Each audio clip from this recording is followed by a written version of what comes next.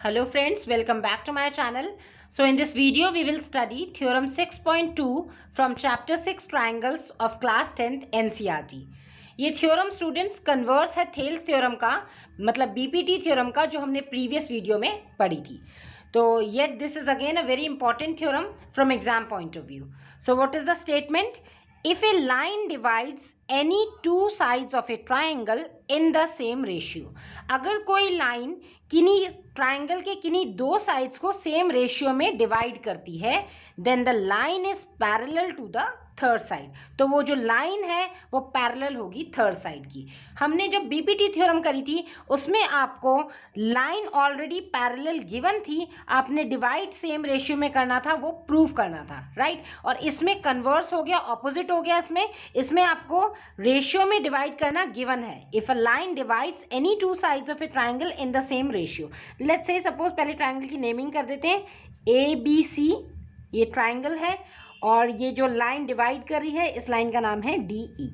तो यहाँ पे गिवन क्या है आपका कि इस लाइन डी ई ने इस ट्राइंगल की दो साइड्स को सेम रेशियो में डिवाइड कर दिया. This is given. That means A D upon D B equals to A E upon E C. This is given this time.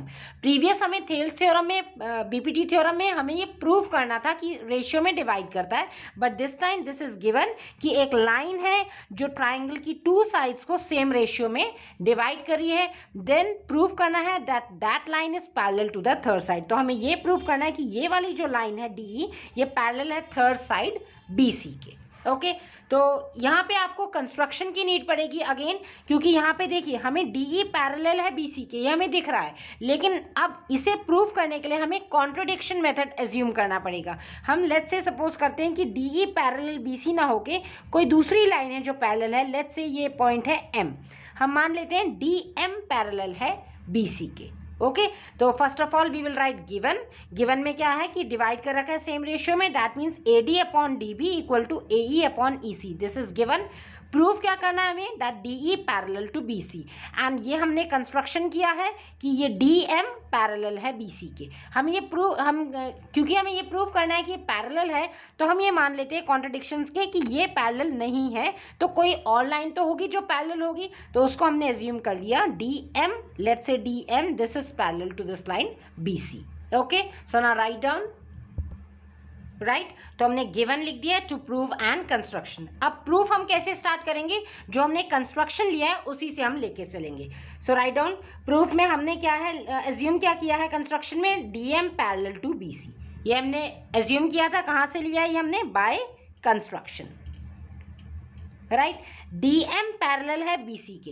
तो अब क्योंकि ये कन्वर्स है थेल्स थ्योरम का, दैट मीन्स आप ऑलरेडी थेल्स थ्योरम पढ़ चुके हैं, तो उसके जो कंसेप्ट था, अगर कोई लाइन किसी तीसरी लाइन के पैरेलल होती है दैट मीन्स वो अदर टू साइड्स को सेम रेशियो में डिवाइड करते हैं. तो यहाँ पे डी एम पैरेलल है बी सी के.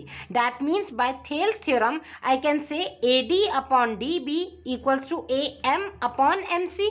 बिकॉज लाइन जो पैरेलल है तो वो टू साइड्स को सेम रेशियो में डिवाइड करती है. सो इम्प्लाइज यहाँ से क्या आ गया? ए D upon D B is equals to A M upon M C. और ये कहाँ से आया? बाय थेल्स थ्योरम, या आप लिख सकते हैं बाय बीपीटी. राइट इसे हमने equation number let's say 1 assume कर लिया. ओके बट हमें पता है कि ये जो A D upon D B A E upon E C के भी इक्वल है. ये तो गिवन ही था आपको कि A D upon D B equal to A E upon E C, divide करा था सेम रेशियो में. तो यहाँ से आपने लिख दिया but A D upon D B equals to A E upon E C. ये कहाँ से आया? रीजन में आप सिंपली लिख दो गिवन. ये गिवन है और इसे आपने इक्वेशन नंबर 2 एज्यूम कर लिया. तो आप यहाँ पे कंपेयर करेंगे इक्वेशन 1 एंड 2 को, तो आप देख रहे हैं यहाँ पे A D upon D B, A D upon D B, that means left hand side are equal. So if L H S are equal that means R H S भी आपका इक्वल हो जाएगा. तो यहाँ से कंक्लूजन क्या निकला? From 1 and 2 A M upon M C, जो राइट हैंड साइड है इन दोनों इक्वेशन का, A M upon M C किसके इक्वल हो गया? ए ई अपॉन ई सी के. Because if L H S are equal, L H S equal है दोनों के, A D upon D B, A D upon D B. So if L H S are equal then R H S must be equal. Okay, so यहाँ पे equation हमारे पास आई AM upon MC equals to AE upon EC। अब हम इस equation के दोनों साइड्स 1 ऐड करेंगे, एडिंग 1 टू बोथ साइड्स। आपको पता है मैथमेटिक्स में जब भी हम कोई चेंज करते हैं तो दोनों साइड करते हैं, इक्वल टू के दोनों side, to maintain the balance. तो अब अगर मैं यहाँ पे ऐड करती हूँ, देखिए AM अपॉन MC प्लस 1, इस साइड भी ऐड किया, equals to AE upon EC plus 1, right. So इसको सॉल्व कर लेंगे, ये हो जाएगा AM प्लस MC, जब आपने LCM ले लिया, अपॉन MC, ठीक है ना, MC इंटू 1 यहाँ पे ऊपर डिनोमिनेटर में ले जाएंगे, upon MC is equals to क्या हो गया, AE plus EC into 1, EC upon में क्या हो गया, EC। अब हम फिगर में देखते हैं AM प्लस MC क्या बनता है। फिगर में देखिए ध्यान से, AM, यहाँ से AM प्लस MC, तो AM plus MC that means complete line बन गई AC। सो यहाँ पे आपने लिख दिया implies AC upon MC as it is equals to AE plus EC। अब अगेन फिगर में देखेंगे AE प्लस EC, तो AE प्लस EC भी अगेन पूरी लाइन बन गई आपके पास AC। सो ये हो गया AE प्लस EC भी AC अपॉन EC, राइट। अब यहाँ पे आपका दोनों साइड में आप न्यूमरेटर में यहाँ पे देख रहे हैं AC AC है, तो ये कैंसिल आउट हो जाएगा। तो जब ये क्रॉस मल्टीप्लिकेशन होएगा, यहाँ पे इसे क्रॉस मल्टीप्लिकेशन करेंगे तो EC यहाँ जब मल्टीप्लाई हो जाएगा तो EC रह जाएगा, और यहाँ पे EC इक्वल टू MC आ गया। यहाँ पे हमारे पास रिलेशन क्या आया, EC equals to MC, right, because ये कैंसिल हो गया ना यहाँ से, तो क्रॉस मल्टीप्लिकेशन में ये EC इधर चले गया, MC इधर चले गया, तो EC इक्वल टू MC।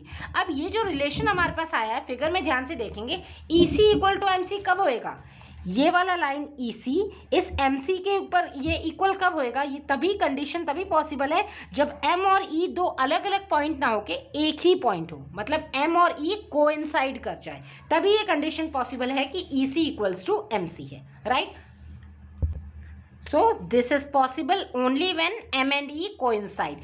तो अगर M और E coincide कर गए, मतलब ये अलग अलग पॉइंट नहीं है, ये एक ही पॉइंट है M और E, तो यहाँ पे जब M E पे ही आ गया, सो हम क्या कह देंगे, हमने माना था कि DM पैरेलल है BC के, अब M और E एक ही पॉइंट हो गए इस रिलेशन के अकॉर्डिंग। सो यहाँ से हमारा क्या प्रूव हो गया कि DE पैरेलल है BC के, तो सिंपली लिख देंगे hence DE parallel to BC, ये आपका प्रूव्ड हो गया, hence proved.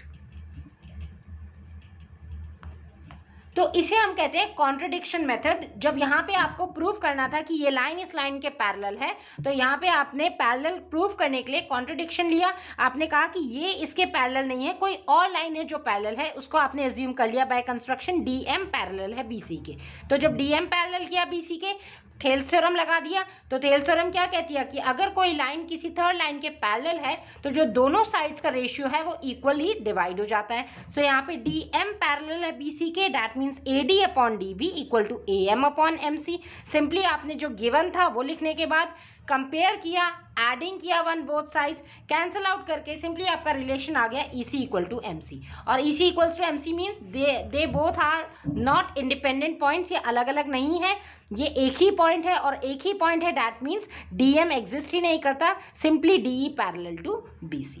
So it's very simple theorem, कोई इतना कॉम्प्लिकेटेड प्रूफ नहीं था इसका, बाय कॉन्ट्रडिक्शन मेथड आपने कर दिया। इस थ्योरम को करने से पहले आप डेफिनेटली एक बार थेल्स थ्योरम जो मैंने प्रीवियस वीडियो में एक्सप्लेन किया है उसको समझ लेंगे तो ये बहुत ईजी हो जाएगा, and it's very important also from exam point of view.